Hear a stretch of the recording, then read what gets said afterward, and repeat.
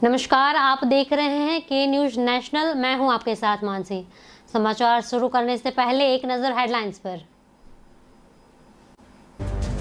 राजस्थान में हिचकोले खा रही गहलोत सरकार खुद बिखर जाएगी, भूपेंद्र यादव।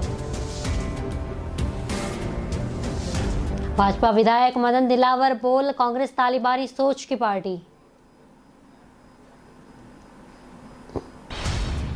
मुख्यमंत्री अशोक गहलोत ने बुलाई मंत्रि परिषद की बैठक। राज्यपाल के लिए महामहिम का संबोधन नहीं किया, माननीय या दूसरा समाजन शब्द ठीक नहीं है। पर्यावरण की रक्षा के लिए यहां की महिलाएं पिछले 1.5 दशक से पेड़ों को राखी बांधती हैं।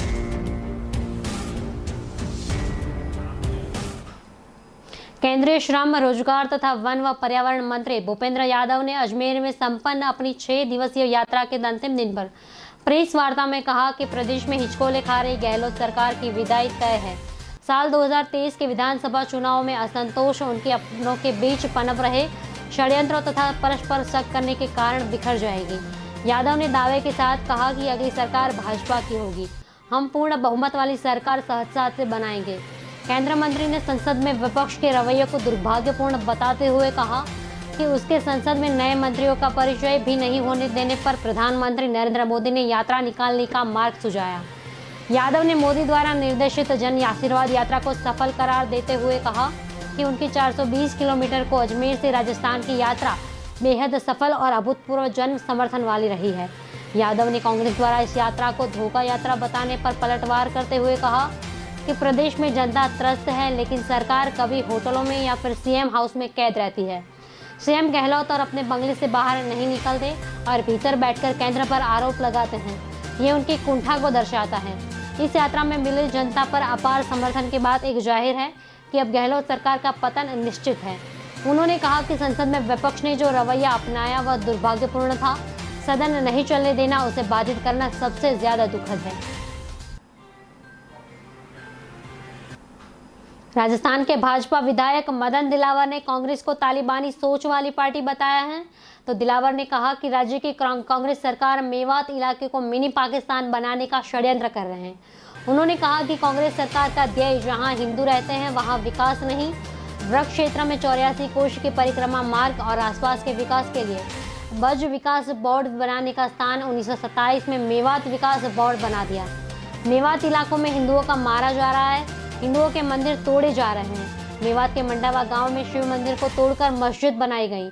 शनिवार को मीडिया से बातचीत के दौरान उन्होंने कहा कि मेवात में बहन बेटियों से दुष्कर्म हो रहे हैं, अनुसूचित जाति और पिछड़े वर्ग के लोगों की जमीन हड़पी जा रही है। उनके मुताबिक मेवात इलाकों में भ्रष्टाचारियों, चोरों और गुंडों का शरण स्थल बन गया है। हालात यह हो गए हैं कि मेवात इलाके में पुलिस प्रवेश तय नहीं कर पा रही है। अशोक गहलोत सरकार ने मेवात के हिंदुओं को मरने के लिए छोड़ दिया है। यहाँ हिंदू तड़प तड़प कर जीने को मजबूर हैं। उन्होंने आरोप लगाया है कि मेवात के बिगड़े हुए मौजूदा हालात के लिए 100% मुख्यमंत्री अशोक गहलोत जिम्मेदार हैं। उन्होंने कहा कि मेवात विकास बोर्ड खत्म किया जाना चाहिए। अगर गहलोत सरकार ने ऐसा नहीं किया तो राज्य में भाजपा की सरकार बनने पर मेवात विकास बोर्ड को खत्म किया जाएगा। दिलावर सवाई माधोपुर जिले में पंचायत चुनाव को लेकर भाजपा के प्रभारी रहे हैं।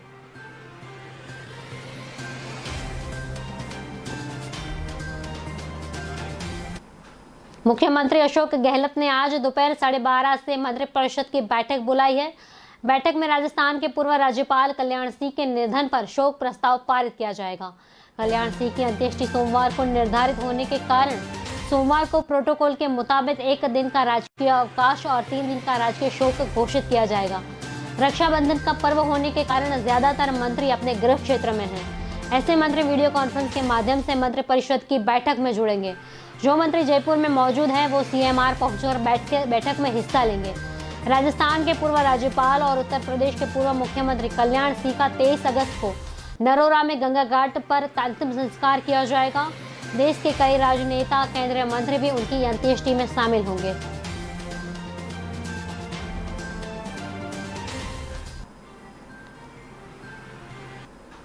राजस्थान के पूर्व राज्यपाल रहे कल्याण सिंह को लंबी बीमारी के बाद लखनऊ में उनका निधन हो गया है।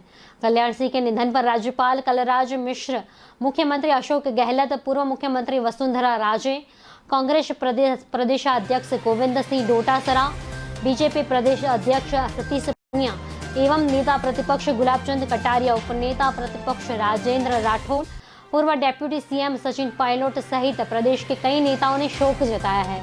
4 दिसंबर 2014 से सितंबर 2019 तक राजस्थान के राज्यपाल रहे कल्याण सिंह उनके सुधारों के लिए याद रखे जाएंगे। सक्रिय राजनीति में फायर ब्रांड राजनेता रहे कल्याण सिंह ने सितंबर 2014 में जब राजस्थान के राज्यपाल का पद संभाला तो पहले ही दिन उन्होंने प्रेस कॉन्फ्रेंस करके ब्रिटिश राज से चली आ रही परंपरा को बंद करवाने का ऐलान किया था। कल्याण सिंह ने राज्यपाल को महामहिम की जगह माननीय संबोधन करने का आदेश किया था। राज्यपाल पद की शपथ लेने के बाद मीडिया से बातचीत के दौरान उन्होंने कहा था कि महामहिम शब्द औपनिवेशिक आती है। हम स्वतंत्र लोकतांत्रिक देश में रहे हैं, इसलिए राज्यपाल के लिए महामहिम का संबोधन नहीं किया जाना चाहिए। माननीय दूसरा सम्मानजनक शब्द ही ठीक नहीं है। कल्याण सिंह ने राज्यपाल रहते हुए उच्च शिक्षा पर खास फोकस किया था। विश्वविद्यालयों में कुलाधिपति होने के नाते उन्होंने पद संभालने की कुलपति समन्वय समिति की बैठक बुलाकर साफ कह दिया था कि समय पर रिजल्ट जारी होगा। विश्वविद्यालयों में हर साल तय टाइम टेबल के हिसाब से दीक्षांत समारोह आयोजित करके स्टूडेंट को डिग्री देने पर जोर दिया जाएगा।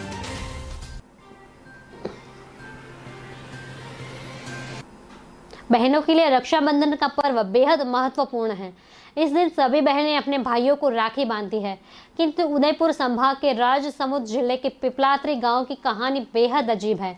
पर्यावरण की रक्षा के लिए यहाँ की महिलाएं पिछले 1.5 दशक से पेड़ों को राखी बांधती है। यही नहीं, यहाँ जिस परिवार में बेटी पैदा होती है वह परिवार 111 पौधे लगाता है। राजसमंद जिले की पहचान बनी निर्मल ग्राम पंचायत में अब गांव की बेटियां ही नहीं, शहरों से भी पेड़ों से राखी बांधने बहनें पहुंचती है। रक्षाबंधन पर्व पर अनूठे आयोजन को देखने के लिए दूर दूर से लोग पहुंच रहे हैं। पिपलांत्री गांव में रक्षाबंधन पर पेड़ों को राखी बांधने के साथ एक और खास बात जुड़ी है। लगभग 2,500 की आबादी वाले इस गांव में बेटी के जन्म पूरे परिवार के लोग 111 पौधे लगाते हैं। यह परंपरा 1.5 दशक से चली आ रही है। पर्यावरण रक्षा की अनोखी मिसाल की शुरुआत यहाँ के तत्कालीन सरपंच श्याम सुंदर पालीवाल ने की थी। उसकी याद में इसकी शुरुआत है और इसके अब पूरा गांव नहीं बल्कि आसपास के गांव भी जुड़ चुके हैं। पालीवाल बताते हैं कि पिपलात्री बेहद खूबसूरत था, लेकिन मार्बल खनन क्षेत्र में बस होने के चलते यहाँ की पहाड़ियाँ खोदी गई, भूजल पाताल में चला गया और प्रकृति के नाम पर कुछ भी नहीं बचा था।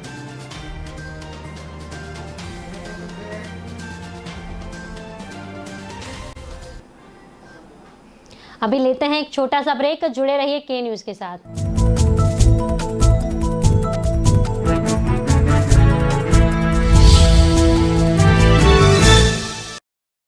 ऐश का न द्वेष का, यह दंगल है देश का। सुलगती समस्याओं के झुलसते सवालों का होगा दंगल देश का। प्रशासन के प्रश्नों को लेकर होगा दंगल देश का।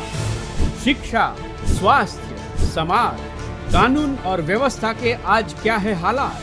सोमवार से शुक्रवार रोज रात 8 बजे जलपा क्षत्रिय के साथ दंगल देश का।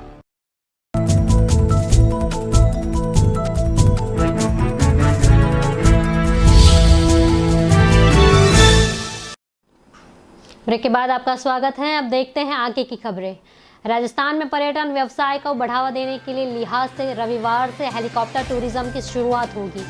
राज्य सरकार का पर्यटन विभाग और स्काईलाइन सर्विस मिलकर हेलीकॉप्टर टूरिज्म को बढ़ावा देंगे। राज्य विधानसभा के अध्यक्ष डॉक्टर सीपी जोशी रविवार को वर्चुअल तरीके से हेलीकॉप्टर पर्यटन सेवा की शुरुआत करेंगे। सबसे पहले नाथद्वारा और कुंभलगढ़ के बीच हेलीकॉप्टर सेवा शुरू होंगी। तीनों पर्यटन स्थलों पर सफलता मिलने के बाद राजसमंद और उदयपुर के बीच हेलीकॉप्टर सेवा शुरू होगी। इससे राज्य के पर्यटन व्यवसाय को लाभ होगा, लोगों को आवाजाही में सुविधा मिलेगी और कुंभलगढ़ के लिए 150 बुकिंग कंपनी को मिली है। स्काईलाइन के सेंटर प्रभारी जेपी शर्मा ने बताया कि एक राइड 10 मिनट की होगी। इसके तहत हेलीकॉप्टर एक स्थान से दूसरे स्थान पर जाएगा। एक बार में 3 लोग से ज़्यादा राइड कर सकेंगे और उन्होंने बताया कि अगले चरण में अन्य पर्यटन स्थलों में भी हेलीकॉप्टर सेवा शुरू होगी और बताया कि कुंभलगढ़ के कुंभ महाल हेरिटेज रिसोर्ट की राइड के लिए 4,999, नाथद्वारा में शिव मंदिर की मूर्ति राइड के लिए 3,999 रुपये किराया होगा।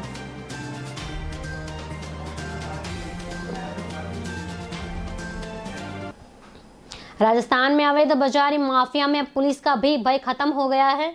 अवैध बजरी के खनन और परिवहन को रोकने के लिए बनाई गई पुलिस की चेक पोस्ट में तैनात पुलिस कर्मियों पर बजरी माफिया लगातार हमला कर रहे हैं। बजरी टुकों के माफिया गंतव्य स्थान तक पहुंचाने के लिए बाकायदा स्कॉट कर रहे हैं। इस दौरान यदि कोई पुलिसकर्मी उन्हें रोकने का प्रयास करता है तो उस पर जानलेवा हमला किया जाता है। शनिवार सुबह भी बजरी माफिया ने चेक पोस्ट पर तैनात 4 पुलिसकर्मी पर हमला कर दिया था। इन सभी को गंभीर हालत में उपचार के लिए अस्पताल में भर्ती करवाया गया। हमला करने वाले माफिया बजरी से 3 ट्रकों का ला रहे थे। इन्हें टोंक जिले के बरौनी चेक पोस्ट पर रोका गया तो उन्होंने पुलिस कर्मियों पर हमला बोल दिया था। पुलिस थाना अधिकारी जगदीश ने बताया कि सुप्रीम कोर्ट के आदेश पर अवैध बजरी परिवहन रोकने के लिए कई जगह पर चेक पोस्ट बना रखा है। शनिवार सुबह 4 बजे बजरी से भरे ट्रक आते हुए नजरे तो रोकने का प्रयास किया। इस पर 3 जीपों में आए माफियाओं ने चेक पोस्ट पर तैनात अमित कुमार, सतीश कुमार, रोहित व रोशन पर गाड़ी चढ़ाने का प्रयास किया और फिर हमला किया। हालांकि अन्य पुलिसकर्मियों ने उन्हें बचा लिया था। हालांकि माफिया फरार हो गए और मीणा ने बताया पुलिस ने मामला दर्ज कर लिया है।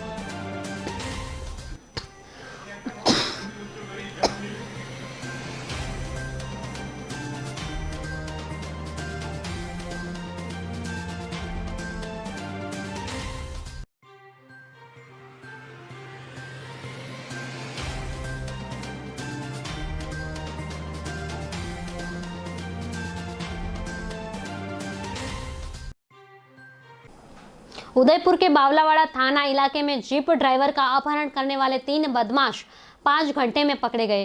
पुलिस ने गुजरात के विजयनगर से तीनों आरोपियों को गिरफ्तार कर लिया। पूछताछ में सामने आया है कि बदमाशों द्वारा शराब के पैसे मांगने पर ड्राइवर ने पैसे नहीं दिए तो उन्होंने अपहरण की वारदात को अंजाम दिया। ऋषभदेव डेप्यूटी विक्रम सिंह ने बताया कि सुरेश कुमार नाम का एक ड्राइवर सवारियों को छोड़कर घर जा रहा था। तभी सोलाविया घाटी के समीप दूसरी जीप ने टक्कर मार दी। टक्कर मारने के बाद जीप सवार 3 बदमाशों ने ड्राइवर सुरेश ने शराब के लिए पैसे मांगे। सुरेश ने अपनी गलती नहीं होने की बात कहने पर पैसे देने से मना कर दिया तो तीनों युवक ने सुरेश को अपनी कार में डालकर गुजरात की तरफ ले गए। इस दौरान सुरेश ने अपने चचेरे भाई धर्मेंद्र को मैसेज कर अपहरण की जानकारी दी। पुलिस ने अपहरण की रिपोर्ट पर तुरंत सुरेश की कॉल डिटेल निकाली और टीमों का गठन कर उन्हें गुजरात के लिए रवाना किया। टीम ने करण सिंह, जवान सिंह और बहादुर सिंह नाम के 3 लोगों को गुजरात के कड़ियाद्रा से गाड़ी के साथ दबोचा। पुलिस ने आरोपी का कब्जे के धारदार झांसे को बरामद किया। आरोपियों ने पूछताछ में बताया कि शराब के पैसे मांगने पर सुरेश ने उनको इनकार किया था। उन्होंने परिजनों से फिरौती मांगने की नीयत से अपहरण किया था।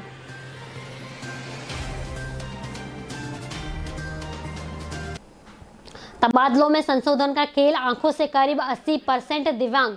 एक टीचर ने ट्रांसफर के लिए ऑनलाइन एप्लीकेशन दी तो शिक्षा मंत्री गोविंद ने संवेदनशीलता रखते हुए उसका ट्रांसफर गांव से शहर कर दिया। इस आदेश की पालना होती उससे पहले संयुक्त निर्देशक ने आदेश को निरस्त करके दिव्यांग को फिर गांव का रास्ता दिखा दिया। अंग्रेजी के इस ग्रेड 2 दिव्यांग टीचर का मामला अब माध्यमिक शिक्षा निर्देशक सौरभ स्वामी के पास पहुंच गया है। ट्रांसफर के लिए कोई पॉलिसी नहीं होने पर सामान्य नियम बनाकर ग्रेड 2 के ट्रांसफर किए गए हैं। इसमें एक नियम दिव्यांग टीचर को सुविधाजनक स्थान पर भेजने का था। इसी आधार पर बीकानेर के ग्रेड 2 टीचर सुशील कुमार बोहरा का ट्रांसफर रताड़िया के सेकेंडरी स्कूल में बीकानेर शहर के स्थित जवाहरलाल स्कूल में किया था। आदेश की पालना होती उससे पहले ही संयुक्त निर्देशक तेजा सिंह ने दूसरा आदेश जारी करते हुए 6 टीचर के ट्रांसफर निरस्त करते हुए सुशील को वापस रताड़िया भेज दिया। अकेला सुशील का ही नहीं बल्कि ईश्वर दयाल मेघावाल सहित लोगों का संपर्क नहीं हो सका है।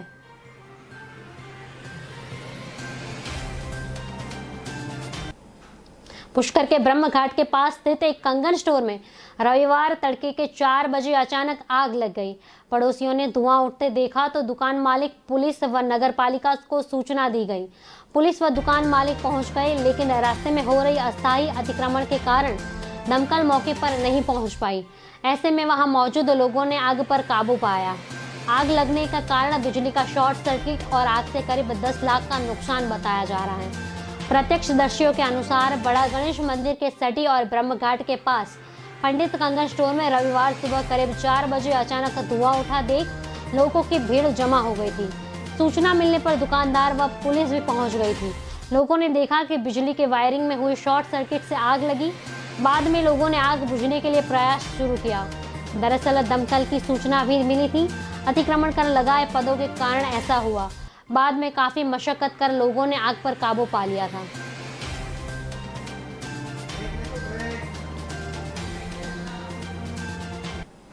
अभी लेते हैं एक छोटा सा ब्रेक। जुड़े रहिए के न्यूज नेशनल के साथ।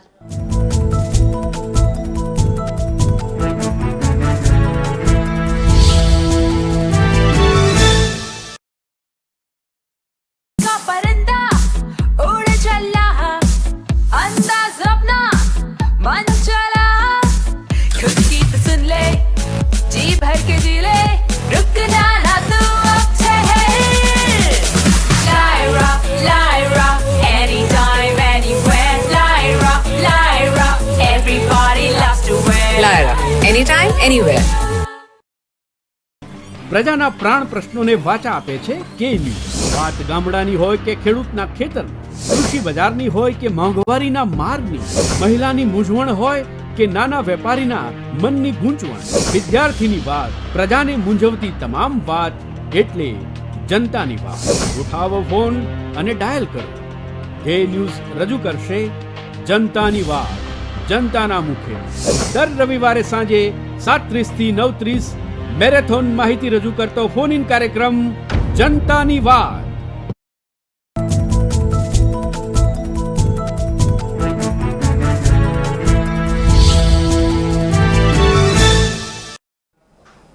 ब्रेक के बाद आपका स्वागत है। अब देखते हैं आगे की खबरें। डीएनए जांच रिपोर्ट में महीनों बाद आने के कारण दुष्कर्म के आरोपियों को सजा मिलने में देरी होती है। पोस्को मामलों में जयपुर की एफएसएल सिर्फ 120 घंटे यानी 5 दिन में रिपोर्ट दे रही है। देश भर में सबसे जल्द रिपोर्ट देने वाली लैब अब हमारी एफएसएल बन गई है। निर्भया फंड से 6 करोड़ का मशीनरी मिलने के बाद संभव हुआ है। इधर 12 साल तक की बालिकाओं के दुष्कर्म मामले डीएनए जांच का एक मामला अब एफएसएल में तबीत है। रामगंज इलाके में 7 मई को 12 साल की बालिका के दुष्कर्म का मामला सामने आया था। पुलिस ने जांच कर कपड़े जब्त कर 2 जुलाई को डीएनए जांच के लिए एफएसएल में भेजा था। साइंटिस्टों ने 8 जुलाई को जांच कर रिपोर्ट पुलिस को भेज दी। महज 5 दिन में पुलिस को जांच रिपोर्ट मिल गई। इसी तरह 3 दिन पहले नरेना को मासूम में दुष्कर्म और हत्या के मामले में डीएनए रिपोर्ट गुरुवार को नरेना पुलिस को भेज दी गई है। 4 दिन पहले ही मासूम बालिका के दुष्कर्म के बाद हत्या की गई थी।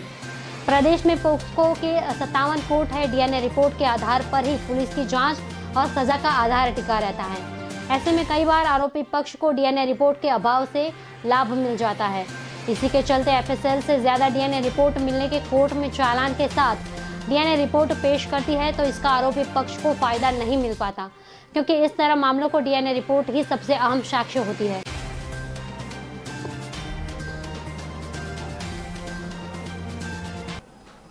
अहम राजनीति में दृढ़ निश्चय और संकल्प रख कार्य करने वाले और रिश्तों की गरिमा निभाने वाले कल्याण सिंह जैसे व्यक्तित्व अब विरल प्राय हैं। मेरा सौभाग्य है कि आरंभ से ही आत्मत्याग के साथ छोटे भाई सा स्नेह मुझे दिया। एक दौरे में उत्तर प्रदेश में यह कहा जाने वाला था कि कल्याण सिंह कुलराज मिश्र की जोड़ी जब तक रहेगी तब तक भाजपा का स्थिति कभी खराब नहीं हो सकता। मुख्यमंत्री रहते वह सार्वजनिक सभाएं करते और प्रदेश अध्यक्ष के रूप में मंडल और ब्लॉक स्तर की सभाएं में करता। बीच में वर्षों में जब वह पार्टी से बाहर थे तभी उनसे पूर्वत संबंध बने रहे थे। एक समय था कि कल्याण सिंह अक्सर लोगों से कहा करते थे कि कलराज रहेगा तभी कल्याण होगा। किसी के संबंध खराब हो भी जाए तो भी कटुता नहीं पालते थे। भाजपा की स्थापना के समय ही हम आपस में अटूट रूप से जुड़ गए। 1991 में भाजपा के राष्ट्रीय अध्यक्ष जब मुरली मनोहर जोशी थे तब उन्होंने प्रश्न उठाया था कि उत्तर प्रदेश में मुख्यमंत्री किसे बनाया जाए। मैं तब वहां पार्टी अध्यक्ष पद संभाल रहा था। उत्तर प्रदेश के मुख्यमंत्री के लिए अचानक अटल बिहारी वाजपेयी का नाम चला। मैंने तब आग्रह पूर्वक प्रस्तावित किया था कि वाजपेयी के अंदर भी मैंने भविष्य का प्रधानमंत्री पद देखा है। उत्तर प्रदेश में कल्याण सिंह का बड़ा आधार बन सकता है, इसलिए उन्हें ही मुख्यमंत्री बना जाए। बाद में ऐसा हुआ भी। कल्याण सिंह उत्तर प्रदेश के मुख्यमंत्री बने और वाजपेयी बाद में देश के प्रधानमंत्री बने।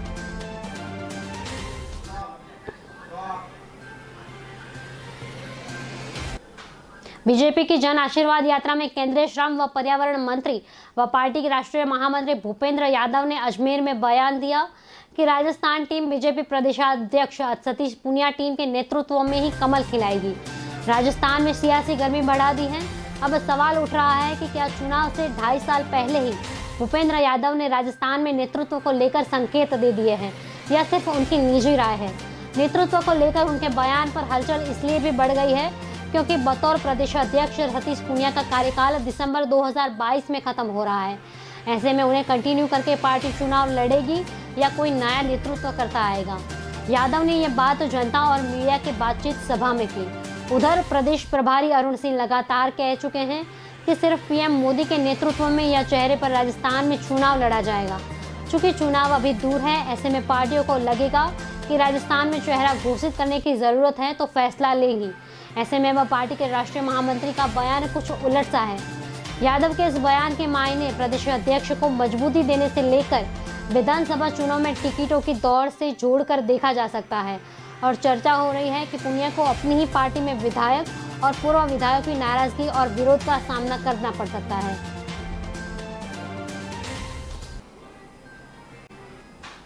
जिले में 1 अगस्त के बाद कोरोना पॉजिटिव केसों की संख्या 0 हो गई है, लेकिन इसके बाद जिले में फिर 4 केस पॉजिटिव आ रहे हैं। वह शनिवार को भी एक पॉजिटिव केस आया था और अब 4 एक्टिव केस हो गए हैं, लेकिन बाजारों और आदि में लोगों की भीड़ लगने लगी है।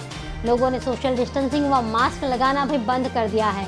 चिकित्सकों की माने तो यही हाल रहा तो तीसरी लहर जल्द ही आशंका बन जाएगी। जयपुर से जारी कोविड बुलेटिन में 1 अगस्त के बाद कोरोना पॉजिटिव नहीं आ रहे, लेकिन जिले में एक भी कोरोना एक्टिव केस नहीं बचा था, जिससे चिकित्सा विभाग कर्मचारियों को काफ़ी राहत मिली थी। डॉक्टर गिरीश दलाल ने बताया कि जिले में पिछले कई दिन से जांच के दौरान एक भी कोरोना पॉजिटिव नहीं आ रहा था। पहले की मरीज एक्टिव चल रहे थे, अब जो वो 0 हो गए हैं। 10 अगस्त की रिपोर्ट में जिले के कोरोना होने से चिकित्सा विभाग ने राहत की सांस ली है।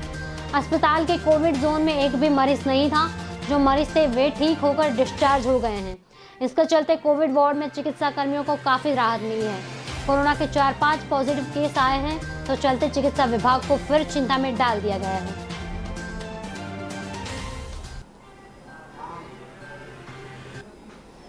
राजस्थान के दौसा जिले के पिलवा गांव में शनिवार को करंट से बड़ा हादसा हुआ। इस हादसे में एक किसान की मौत हो गई, वहीं 5 अन्य लोगों को भी करंट लगा। यह हादसा खेत में तारबंदी करने के दौरान हुआ था।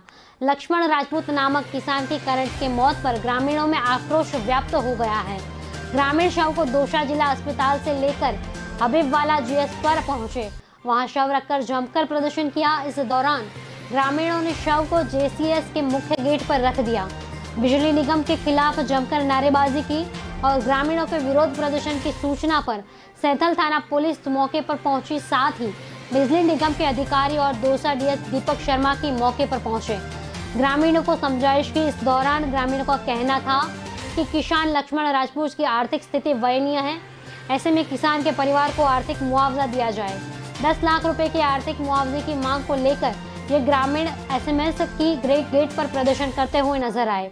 ग्रामीणों को आरोप था कि किसान लक्ष्मण राजपूत सहित कल 6 लोग खेत पर तारबंदी कर रहे थे। इस दौरान बिजली के पोल पर लगे सपोर्ट के वायर में करंट आ गया और यह करंट सपोर्ट वायर के माध्यम से तारबंदी के तार से टच हो गया, जिसके चलते वहां तारबंदी के कार्य कर रहे लोगों को करंट लगा था। इधर बिजली निगम के अधिकारियों का कहना है कि इस मामले में प्राथमिक जांच के आधार पर एक कर्मचारी को सस्पेंड कर दिया है। साथ ही पूरे मामले की जांच के लिए आदेश दे दिया गया है। समाचार में अभी बस इतना ही। आगे के समाचार देखने के लिए देखते रहिए के न्यूज़ नेशनल।